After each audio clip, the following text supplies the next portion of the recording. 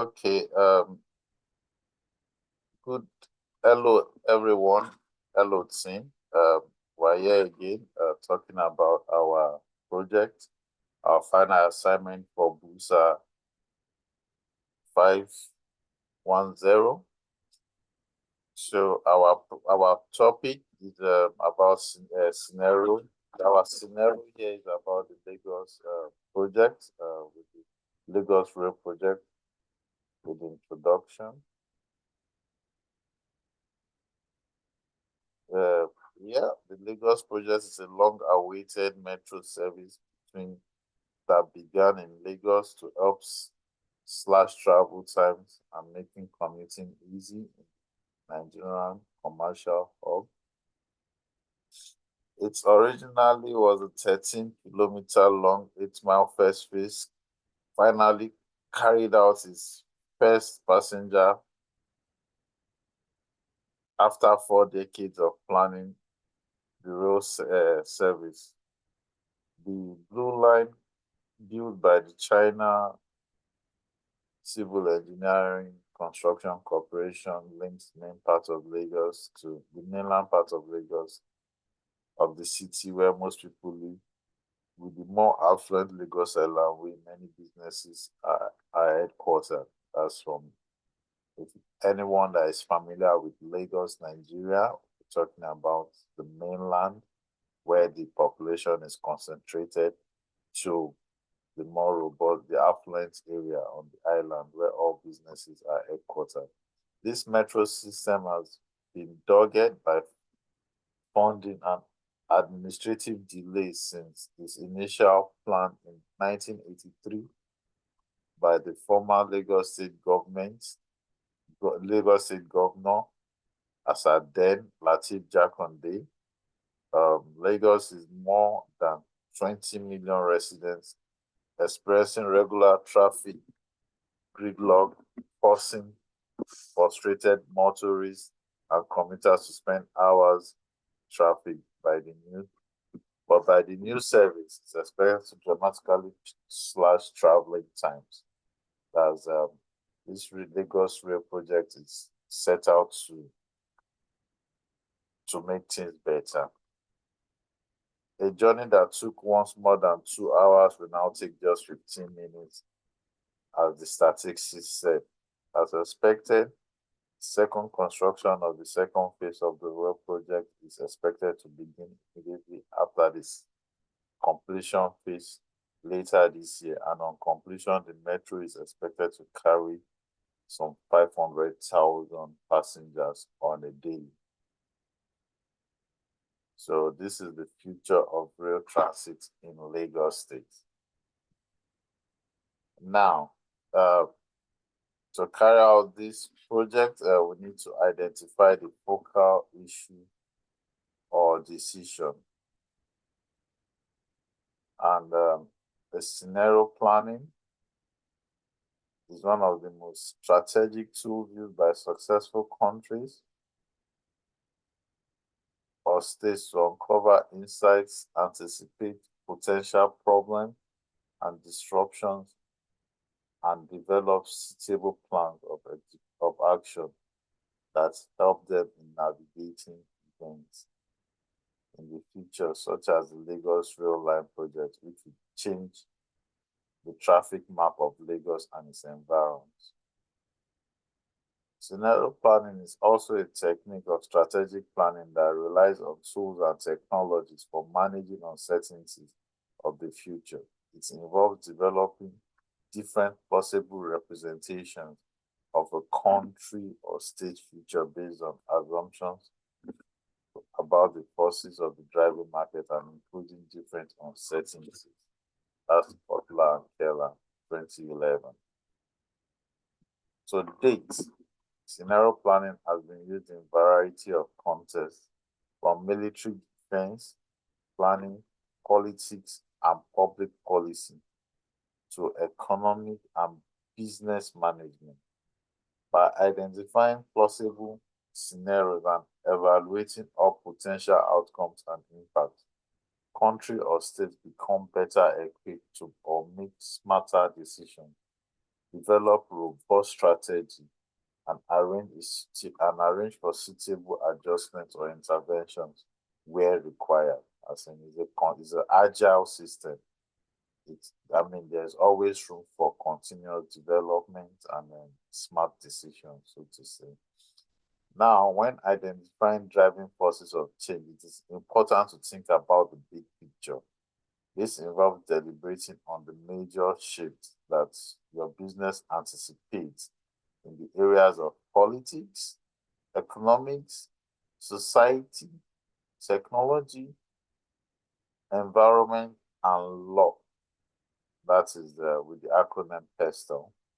This is because developments in these spheres are most likely to affect your country or state and its future performance.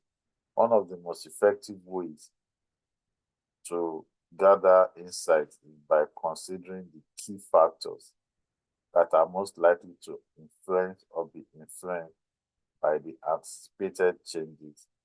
These can be clients, vendors, employees, stakeholders, governmental organizations, and non-governmental organizations, the industry, the likes, individuals, everybody. It's going to affect everybody. Now, once the relevant data has been gained, as in we sampled everybody's opinion, got data, it is useful to categorize the key assumptions and variables upon which your plan depends according to their meaning and importance. Note down critical uncertainties and rank these according to their significance in relation to the focal issue and their projected level of impact on your business. Now, what are the key forces in the local environment? With the Lagos Rail project being our scenario here, it was recently launched. The Lagos Light Rail project, otherwise known as the Blue Line, is another solution to transportation challenges faced by Nigeria's most populous city, which is Lagos. The project is aimed at providing efficient, affordable, and sustainable transportation options for Lagos residents.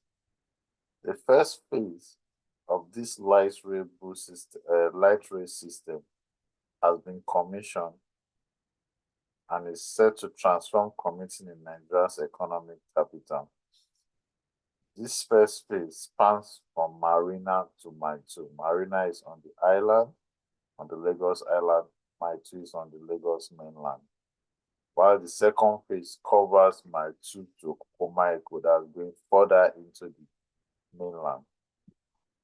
When completed, it's going to take about 35 minutes to complete the end-to-end trip on the Blue Line, with a total 13 stops stroke stations.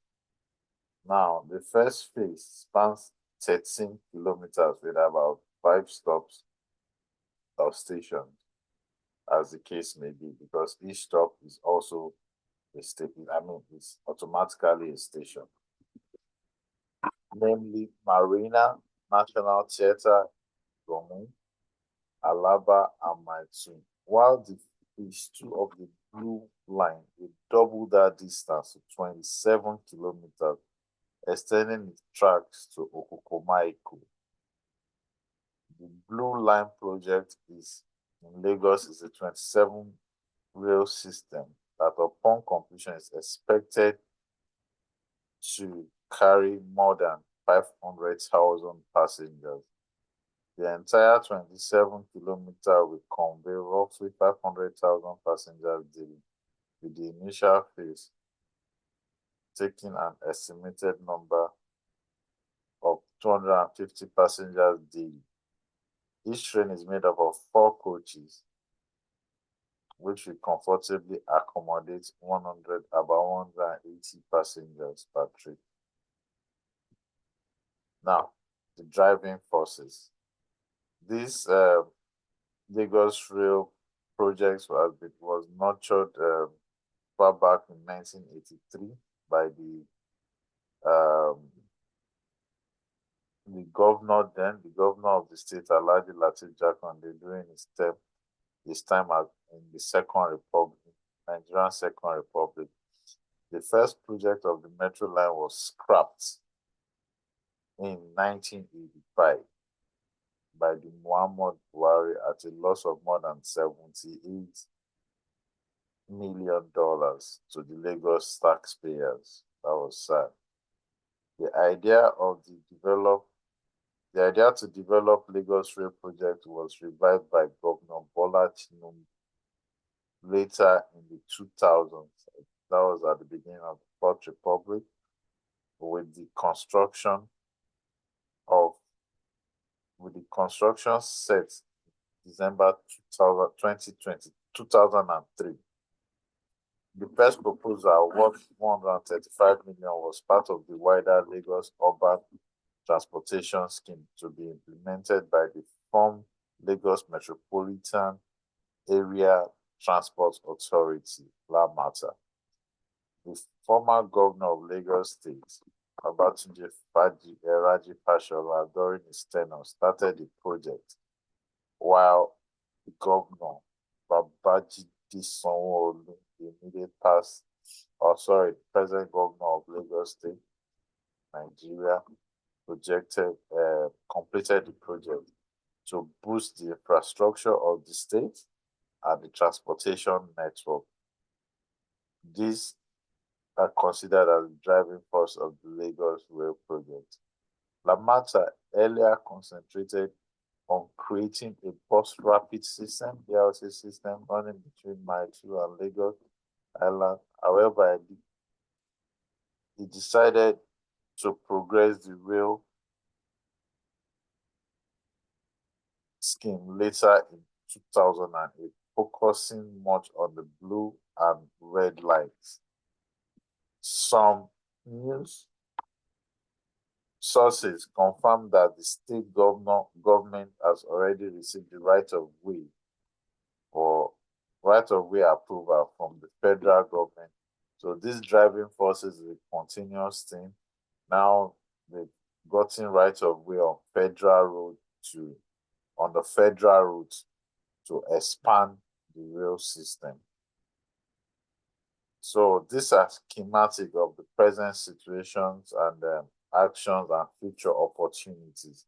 Don't forget, initially there were a lot of challenges with the rail system. It was cradled, later scrapped, later cradled again. Another government, the government of Lagos was building bridges from one government tenure to the other government tenure, and they completed the project. So initially they were using a bus rapid system, which metamorphosized into, they are trying to integrate into the rail system, which is it's electric vehicle. So these are schematics of the present situation, the government, transport, electricity owner and operator, how our actions will lead to future opportunities. When you integrate transport with the electric system to give you electric vehicles and all of that.